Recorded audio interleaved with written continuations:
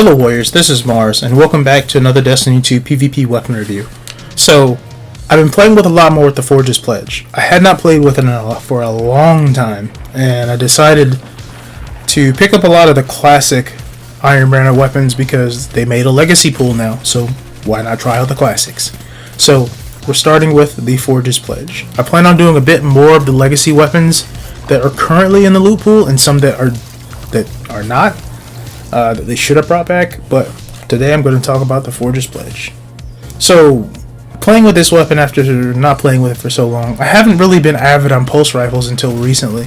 There's been the Autumn Wind, there's been the Battle Scar, there's been a lot of other pulse rifles that have made a comeback and have been performing really well. So I thought, why not Forge's Pledge? The Pledge is pretty damn good. Compared to a lot of its competition in the 390 slot, I think it's pretty strong.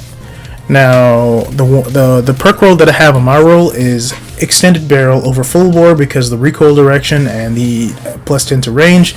I believe this one has accurized rounds, and I also have quick draw, which you can't get anymore, so that's kind of a dead perk, but it is still quite good since I pair it with steady hand on my shotgun. And the final perk is Rampage. Rampage is probably one of the best perks on this weapon. If not the best, I would argue that you don't really need to even look for any other perk other than Rampage.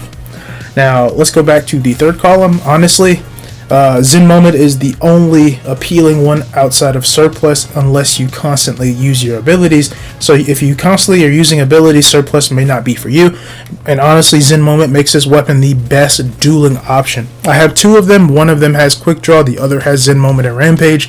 So I would definitely recommend trying to get a roll with that, especially with Skulking Wolf, because both of mine are the old versions, not the Skulking Wolf version. So if you do decide you want to try out Forge's Pledge, I heavily recommend looking for that particular role. You will not be disappointed. I also like how reliable the Forge's Pledge is in most engagements.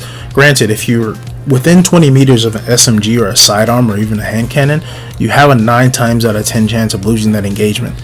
But since the stability is so good, I don't feel like I'm being flinched out of my aim as often. That could be due to the unflinching mods that I'm using, but the weapon itself does have pretty substantial stability, so it does make it a lot easier to fight up close. But granted, I mean, if you have a solid secondary like a good shotgun or a good sidearm or anything really that'll help support the weapon, it's very quick and it's nimble, especially with quick draw active on this one. So you have options in terms of roll. Like if you're going for more of a faster swap speed roll, I'd say Surplus would be more of an option. But honestly, this one with quick draw just feels really good. I'm glad I kept the classic one. Although it would have been nice to have had Skulking Wolf on it, this is just really consistent. I don't have any issues going into engagements, and it just feels really good. Well guys, that's the end of the commentary. I hope you enjoyed the video, and I really hope you enjoyed the clips. Like I said, since they added the legacy pool, I wanted to talk a bit about some of the classic weapons, and that's why I made the video on Forge's Pledge. I plan to do another legacy PvP weapon review. Mainly, it's going to be on the steady hand. I was kind of hoping they would have brought it back this season since they had the legacy pool added, but they probably either bring it back either the next Iron Banner or the after the season is over. Here's pretty much to hoping, since they still have to keep working on PvP as a whole because it's kind of in a bad place right now. But I'd rather them focus on that rather than trying to add in more things and try and supplement PvP when it just isn't in a good place right now. But anyway, I hope you enjoyed the video, and like I said, there should be another video up soon if you're interested in this content.